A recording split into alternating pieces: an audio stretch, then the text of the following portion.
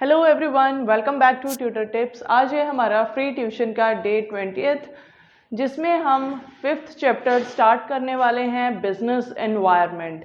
Business environment क्या होता है, उसकी इम्पोर्टेंस, प्लस बिजनेस एनवायरनमेंट को किस तरीके से स्कैन किया जाता है, क्या क्या चीज़ें उसमें इंक्लूडेड हैं, ये सभी कुछ आज हम पढ़ेंगे। तो चलिए शुरू करते हैं।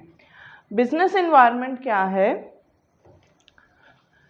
It refers to the combination of internal and external factors which affects directly and indirectly to the business. Business environment क्या है? कॉम्बिनेशन है इंटरनल और एक्सटर्नल फैक्टर्स का। इंटरनल और एक्सटर्नल फैक्टर अब कौन कौन से होते हैं?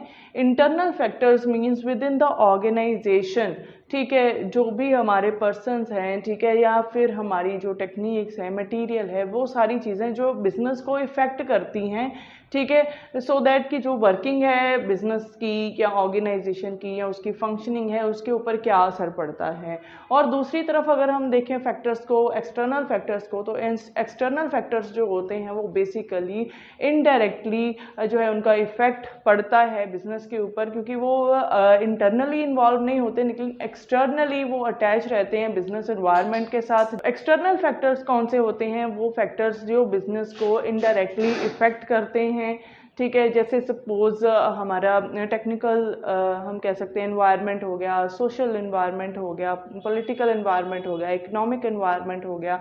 तो ये सारे एक्सटर्नल फैक्टर हैं। जैसे कस्टमर हो गए, वो भी एक्सटर्नल फैक्टर्स में आते हैं, ठीक है जी।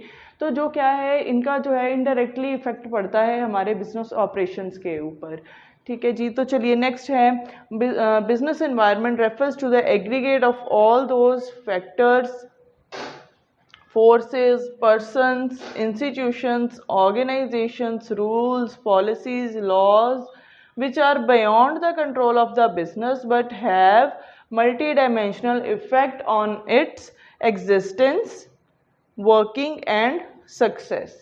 ठीक है, वही जो मैंने अभी आपको बताया कि बिजनेस एनवायरनमेंट में बेसिकली क्या है, जितने भी फोर्सेस, फैक्टर्स, इंस्टीट्यूशंस, पर्सन्स, ठीक है, organisations, rule and regulations, policies by the governments, हर एक चीज़ जो है वो इसमें इंक्लूडेड है, क्योंकि एक बिजनेसमैन जो है या ओनर जो है उसको ये सभी चीज़ों का ध्यान रख के फिर अपने बिजनेस को चलाना है, क्योंकि कहीं ना कहीं ये चीज़ें जो हैं वो डायरेक्टली और इनडायरेक्टली बिजनेस की सक्सेस को, उसकी वर्किंग को इफेक्ट डालती हैं। जैसे एग्जाम्पल है यहाँ पे, economic policy of the government, ठीक है, अगर ये चेंज होती है तो देन टेक्निक, जो वर्किंग टेक्निक है या प्रोडक्शन टेक्निक है वो चेंज होगी, ठीक है, कंज्यूमर प्रेफरेंसेस चेंज होंगे, मार्केट कंपटीशन जो है वो चेंज होगा। इकोनॉमिक पॉलिसीज में बेसिकली आप यहाँ पे लिख सकते हो, टैक्सेस हो गया, ठीक है, डिमांड हो गई, रिसेशन हो गया, ठीक है, तो ये सारी बजटिंग हो गई।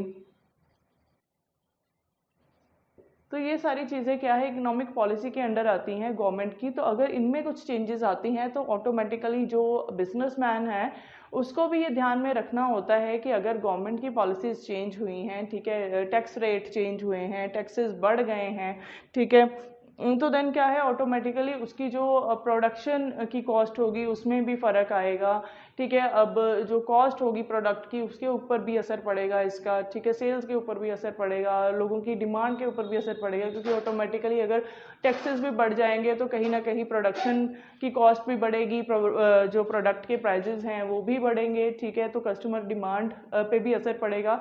तो ये सारी चीज़ें जो है एक बिजनेसमैन को एक बिजनेस इन्वायरमेंट में देखनी पड़ती हैं, ठीक है। तो चलिए अब कुछ इम्पॉर्टेंस के पॉइंट्स यहाँ पे डिस्कस करते हैं जो बिजनेस इन्वायरमेंट से रिलेटेड हैं। First is, it enable the firm to identify opportunities and get first mover advantage. Business environment, ठीक है, जब बिजनेस इन्वायरमेंट की स्कैनिंग होती है या बिजनेस इन्वायरमेंट को देखा जाता है, इंटरनल एक्सटर्नल फैक्टर्स की स्कैनिंग करी जाती है, उनको एनालाइज किया जाता है, तो देन क्या है कि जो बिजनेस एनवायरनमेंट है उसमें एक बिजनेसमैन जो है या ओनर जो है वो ये आइडेंटिफाई करने के कैपेबल हो जाता है कि क्या मेरे लिए आने वाली अपॉर्चुनिटीज़ हैं, ठीक है, और कैसे मैंने मतलब उनको अडॉप्ट करके या उन अपॉर्चुनिटी को ग्रैब करके मैंने फर्स्ट मूवर एडवांटेज लेना है, ठीक है, कि मार्केट में मेरी प्लेस बन सके और कॉम्पिटिटर्स से अच्छा मैं परफॉर्म कर पाऊँ, राइट। उसके बाद है second point, helps the firm to identify threat and early warning।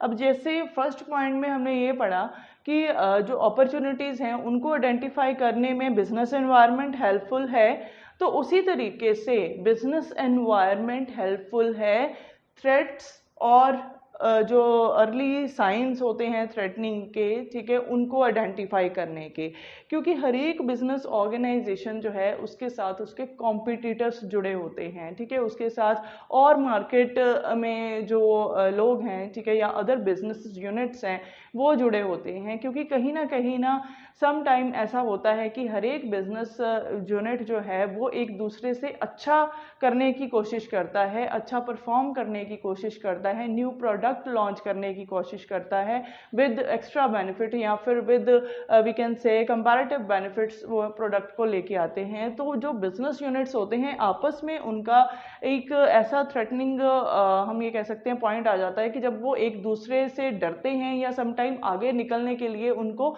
क्या है बिजनेस एनवायरनमेंट को स्कैन करना पड़ता है, ये देखना पड़ता है कि कहीं ना कहीं हम लैग ना कर पाएं या कहीं ना कहीं ये ना हो कि हम पीछे रह जाएं, ठीक है, तो वो उनके लिए एक डर रह जाता है। तो डर का कारण क्या होता है कि सम टाइम जब एनवायरनमेंट में या बिजनेस एनवायरनमेंट की अगर मैं एक्सटर्नल फैक्टर्स की बात करूं, अगर टेक्नोलॉजिकल चेंजेस आ रही हैं तो टेक्नोलॉजिकल चेंजेस में क्या होता है, new techniques of production change होता है, ठीक है, वर्किंग का स्टाइल चेंज होता है, ऑर्गेनाइजेशन की वर्किंग में डिफरेंसेस आते हैं।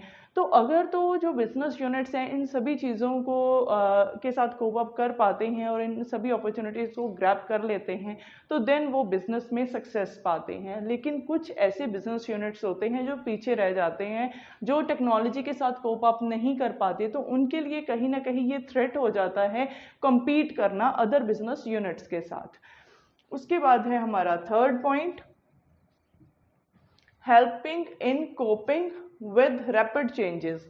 जो बहुत ही जल्दी जो चेंजेस आती हैं, जो एनवायरनमेंट में चेंजेस होती हैं, जैसे कस्टमर के टेस्ट एंड प्रेफरेंसेस चेंज हो जाते हैं, ठीक है, सीजनल फ्लक्चुएशंस आ जाती हैं सपोज, ठीक है, या फिर जैसे अब पैंडमिक में कोविड में बहुत सारी चेंजेस हुई हैं, कई ऐसे बिजनेस यूनिट्स थे जो काफ़ी अच्छा ग्रो कर रहे थे लेकिन वो भी डिक्लाइनिंग लाइन में आ गए, कई ऐसे बिजनेस यूनिट्स थे जो ग्रो नहीं कर पाते थे वो बहुत ज़्यादा ग्रो कर पाए हैं, ठीक है। तो ये चीज़ें हैं, अगर क्या है चेंजेस के साथ कोप अप हो जाए तो बिजनेस यूनिट्स जो है वो सक्सेस हासिल करते हैं। तो बिजनेस एनवायरनमेंट बेसिकली इसी के लिए हेल्पफुल है कि इसमें क्या है कि ये आइडेंटिफाई करने का मौका मिलता है बिजनेस यूनिट्स को कि वो क्या कर पाएं, जो भी रैपिड चेंजेस आ रही हैं उनके साथ वो कोप अप कर पाएं, ठीक है। अगर तो क्या है चेंजेस के साथ वो क्या है अपने जो भी बिजनेस यूनिट्स हैं अकॉर्डिंग टू दैट वो रन करेंगे तो then business units automatically successful होंगे। नेक्स्ट है हमारा fourth point, helpful in better reputation और बिल्डिंग कॉर्पोरेट इमेज। तो अब बिजनेस एनवायरनमेंट जो है वो काफ़ी हेल्पफुल है कॉर्पोरेट इमेज को क्रिएट करने में और उसको बिल्ड करने में, ठीक है, रेपुटेशन को बिल्ड करने में। अब वो कैसे, अगर तो जो भी ऑर्गेनाइजेशन की फंक्शनिंग है, जो भी ऑर्गेनाइजेशन में एक्टिविटीज़ परफॉर्म होती हैं, अगर तो वो एक्टिविटीज़ जो हैं अकॉर्डिंग टू चेंजेस चल रही हैं, according to government rule and regulation या पॉलिसीज़ के अकॉर्डिंगली चल रही हैं, सोसाइटी के लिए बेनिफिशियल है, कस्टमर्स के लिए बेनिफिशियल है, एम्प्लॉयज़ के लिए बेनिफिशियल है, सप्लायर्स को वो खुश रख रहे हैं, तो देन क्या है वो ऐसी ऑर्गेनाइजेशंस जो है वो कॉर्पोरेट इमेज अपनी बनाती हैं, वो उनकी रेपुटेशन जो है वो मार्केट प्लेस में अच्छी बनती है। तो इसका मेनली यही रोल है बिजनेस एनवायरनमेंट का कि बिजनेस एनवायरनमेंट में प्रॉपरली स्कैनिंग होती है जिसमें ये पता चलता है कि एक ऑर्गेनाइजेशन की स्ट्रेंथ क्या है, वीकनेस क्या है, उनके लिए अपॉर्चुनिटीज़ क्या है और थ्रेट क्या है। अगर तो ये चारों की चारों चीज़ों के साथ एक बिजनेस यूनिट चलता है, ठीक है, इन सभी चीज़ों को साथ में लेके चलता है तो देन वो ऑर्गेनाइजेशन, वो बिजनेस यूनिट और जो है वो सक्सेस पाता है। उसके बाद है हमारा fifth point, helps in continuous learning and improving performance. अब continuous learning and improving performance ये कैसे पॉसिबल है भाई? बिजनेस एनवायरनमेंट में क्या है, इंटरनल एक्सटर्नल दो फैक्टर्स हैं, ठीक है, जो डायरेक्टली और इनडायरेक्टली असर करते हैं बिजनेस की एक्टिविटीज के ऊपर, ठीक है, बिजनेस यूनिट के ऑपरेशंस के ऊपर।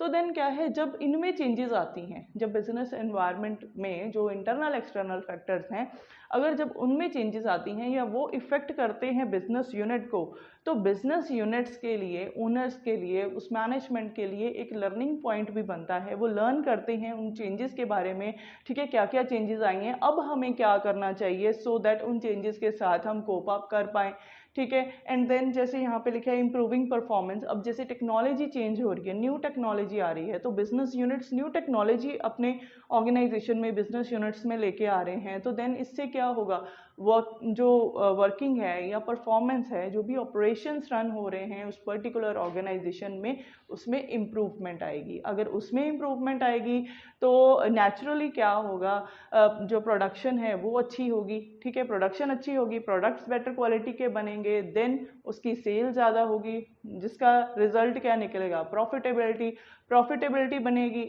बढ़ेगी, तो देन एम्प्लॉयज़ जो है उनको भी अच्छा पैकेज मिलेगा।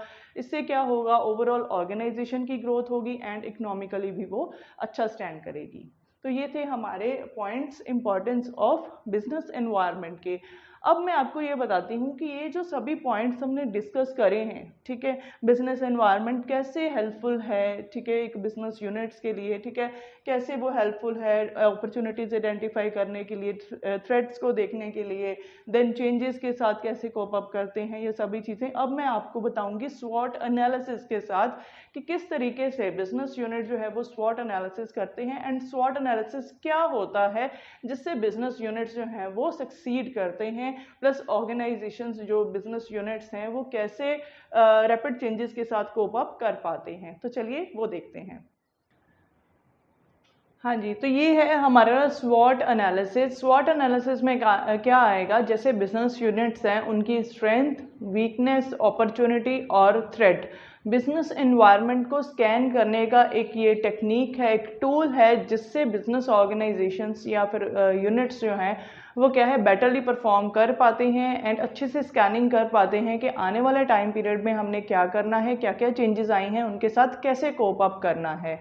तो चलिए देखते हैं कौन से बिजनेस यूनिट्स हैं जो अपॉर्चुनिटीज़ को ग्रैब करते हैं, कौन से जो ऑर्गेनाइजेशन होते हैं अगर किस तरीके से वो वर्क करते हैं देन उनकी स्ट्रेंथ होती है।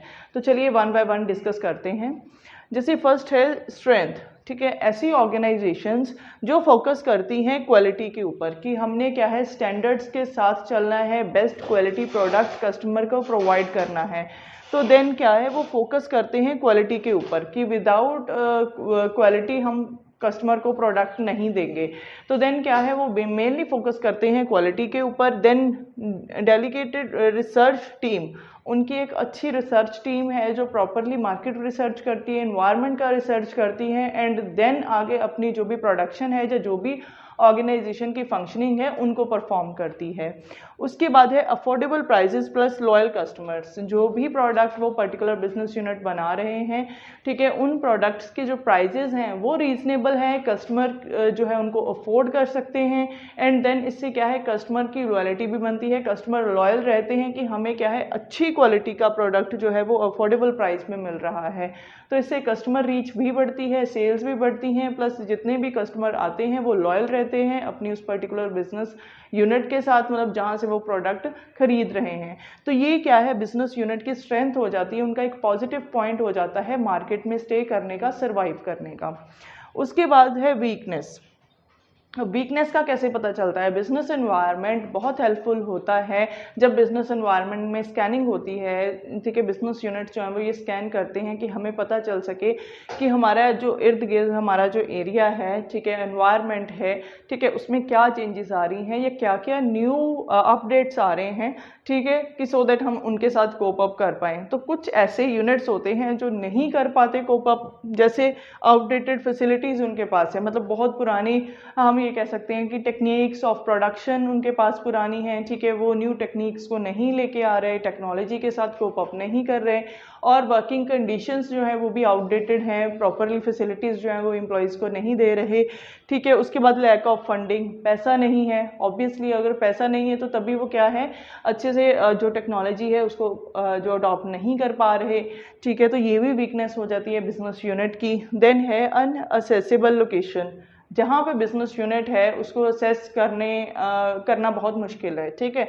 उसकी जो लोकेशन है वो हम ये कह सकते हैं कि out of the we can say reach, या फिर वहाँ पर जाने का जो रास्ता है वो सही नहीं है, ठीक है, या फिर मतलब बहुत दूर है, बहुत दूर इन द सेंस कि मतलब लोगों की रीच से दूर है, या वहाँ पे जाना मुश्किल है, वहाँ पे रिसोर्सेज की कमी है एंड बहुत सारी चीज़ें, ठीक है। तो सपोज वहाँ पे इलेक्ट्रिसिटी अच्छे से नहीं आ रही, वाटर फैसिलिटी नहीं है, या अब हम ये कह सकते हैं कि वहाँ पे हम ऐसी टेक्नोलॉजी नहीं लेके आ सकते। तो कुछ ऐसे यूनिट्स होते हैं जो अनएसेसिबल लोकेशंस पे लोकेटेड होते हैं, उनके पास फंडिंग नहीं होती और आउटडेटेड टेक्नोलॉजी के साथ चलते हैं, अपने आप को चेंज करने की कोशिश नहीं करते, यूनिकनेस लाने की नहीं कोशिश करते, ठीक है। तो देन क्या है, वो कहीं ना कहीं वीक रह जाते हैं, तो वो उनकी वीकनेस होती है। देन है अपॉर्चुनिटी। बिजनेस एनवायरनमेंट में अपॉर्चुनिटी क्या है कि जो एक बिजनेस यूनिट्स जो हैं वो कोलैबोरेट करते हैं विद द वेल्दी ऑर्गेनाइजेशंस, ठीक है, या इंटरनेशनली टाई अप करते हैं अदर ऑर्गेनाइजेशन के साथ, अदर बिजनेस यूनिट के साथ, सो दैट वो ग्रो कर पाएं। वो तभी ग्रो कर पाते हैं बेसिकली अगर क्या है उनके पास फंडिंग है, ठीक है। तो वो क्या है, उस अपॉर्चुनिटी को ग्रैब कर लेते हैं। उसके बाद है development in organisation and community, ठीक है। तो उससे रिलेटेड जो भी एक्टिविटीज़ हैं वो परफॉर्म करते हैं, सो दैट ऑर्गेनाइजेशन या वो पर्टिकुलर बिजनेस यूनिट जो है वो लोगों की नज़र में आए, और क्या है, लोग उसको पसंद करें, या उस पर्टिकुलर ऑर्गेनाइजेशन ने जो भी कम्युनिटी के लिए अच्छे काम किए हैं उनको देखे जाने, और मार्केट प्लेस में उस पर्टिकुलर यूनिट का नाम हो। एंड देन है एक्सपैंड सोशल मीडिया प्रेजेंस, जैसे एड्स देते हैं फेसबुक पे, यूट्यूब पे, इंस्टाग्राम पे, ठीक है। तो इसके ऊपर भी पैसा लगता है भाई, अगर फंडिंग अच्छी है, उनके फाइनेंशियल पोजीशन अच्छी है, तो देन क्या है, वो बिजनेस यूनिट्स जो है वो अपॉर्चुनिटी ग्रैब कर लेते हैं, ठीक है। तो बिजनेस एनवायरनमेंट बेसिकली इसके लिए भी हेल्पफुल है। देन है थ्रेट। अब थ्रेट क्या है, डर, ठीक है।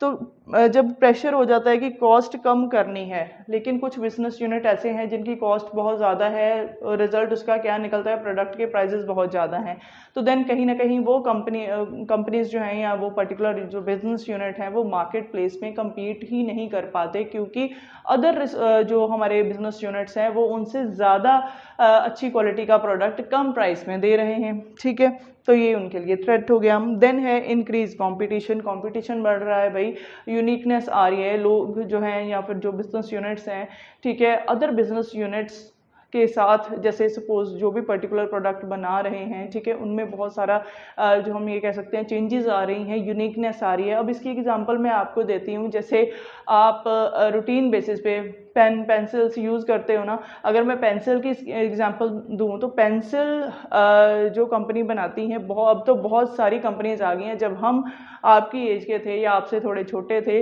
तो देन सिर्फ नटराज पेंसिल आती थी और वही सबसे बेस्ट होती थी, ठीक है। तो लेकिन अब डॉम्स है, अप्सरा है, नटराज है, एंड और पता नहीं कौन कौन सी कैम्पलिन है, और पता नहीं कौन कौन सी कंपनीज हैं जो पेंसिल्स बना रही हैं, ठीक है। तो क्या है सबसे बेस्ट, जो मेरा एक्सपीरियंस है मैं ये बताती हूँ कि नटराज से भी अच्छी जो पेंसिल है वो डॉम्स की पेंसिल है, ठीक है, क्योंकि उसकी ग्रिप बड़ी अच्छी है। ग्रिप अच्छी है मतलब वो ट्रायंगुलर शेप में है, एंड देन क्या है उसका जो हम ये कह सकते हैं कि जो जब हम लिखते हैं तो वो डार्क लिखती है, ठीक है। एंड उनकी इरेजर्स जो है या शार्पनर्स जो हैं वो बहुत ज़्यादा अच्छी क्वालिटी के हैं, इरेजर्स जो हैं वो डस्ट प्रूफ हैं। तो ये सारी चीज़ें क्या हैं, ये है यूनिकनेस, ठीक है।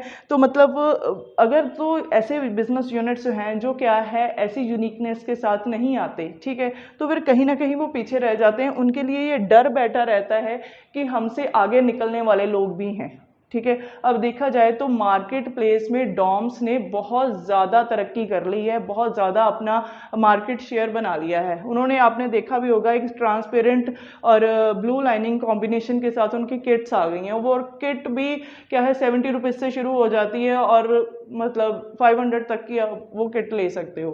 कलरिंग उसमें है, ठीक है, वो शीट्स वगैरह वो उसमें ड्राइंग शीट्स वगैरह उसमें प्रोवाइड करते हैं, नंबर ऑफ कलर्स प्रोवाइड करते हैं और उनकी क्वालिटी बहुत अच्छी है, जैसे क्रेयॉन्स हैं या स्केचेस हैं, ठीक है, बहुत अच्छी क्वालिटी के आ रहे हैं। तो मतलब क्या है कि एक कंपनी ऐसी या फिर ऐसे यूनिट्स जो हैं जो बहुत अच्छा परफॉर्म करते हैं, यूनिकनेस के साथ परफॉर्म करते हैं, तो दूसरे यूनिट्स के लिए वो थ्रेट हो जाता है, क्योंकि उनको एक डर रहता है कि ये हमसे आगे निकल जाएंगे। उसका कारण भी क्या होता है, ये वीकनेस होती है। तो जो बिजनेस एनवायरनमेंट में बेसिकली जो है एक स्कैनिंग से ये पता चलता है, ठीक है। तो भी हम कहाँ पे स्टैंड कर रहे हैं, बेसिकली जो ये स्वॉट एनालिसिस है ना, स्वॉट एनालिसिस इसीलिए किया जाता है कि एक बिजनेस यूनिट को ये पता चल सके कि उसके लिए इन फ्यूचर या उस पर्टिकुलर एरिया में या उसके इर्द गिर्द उसकी अपनी स्ट्रेंथ क्या है, उसकी वीकनेस क्या है, उसके लिए अपॉर्चुनिटीज़ क्या आ रही हैं या उसके लिए थ्रेट क्या है, ठीक है। तो डॉम्स ने अपनी मार्केट बना ली है अच्छी, ठीक है, क्योंकि उसने बेटर क्वालिटी के प्रोडक्ट्स जो है वो प्रोवाइड करे हैं कस्टमर को, ठीक है। उसने अपॉर्चुनिटी ग्रैब करी है और उसके पास स्ट्रेंथ थी कि मतलब वो क्या है, यूनिकनेस के साथ मार्केट में उतर सकता है अपने अच्छे प्रोडक्ट्स के साथ, ठीक है, रीजनेबल प्राइस के साथ, ठीक है, और क्या है, क्वालिटी के ऊपर उसने फोकस किया, ठीक है। अदर जो कंपनीज जो है वो प्रोडक्ट बना रही है उससे भी बेटर क्वालिटी के प्रोडक्ट, ये मैं अपना एक्सपीरियंस बता रही हूँ, कोई ऐसे रिसर्च नहीं करी, क्योंकि मेरा अपना खुद का एक्सपीरियंस है, इसलिए मैंने ये आपको एग्जांपल दी और मुझे डॉम्स के प्रोडक्ट बहुत अच्छे भी लगते हैं। तो उसी से रिलेटेड मैंने ये एग्जांपल भी बनाई है। आपको जो अच्छा लगे, जिस भी तरीके से आप बनाना चाहते हो, आप अपनी जो भी एग्जांपल है वो प्रेजेंट कर सकते हो, लेकिन आपके इस कंसेप्ट से रिलेटेड होनी चाहिए, ठीक है। तो आज की हमारी वीडियो इसी से ही रिलेटेड थी। आने वाली वीडियो में मिलेंगे, तो पहले इस वीडियो को आप जल्दी से लाइक कर दीजिए एंड देन शेयर कीजिए, चैनल को सब्सक्राइब कीजिए, बेल आइकन को प्रेस कीजिए, सो दैट आगे आने वाली वीडियोस की नोटिफिकेशन आप तक पहुंच सके।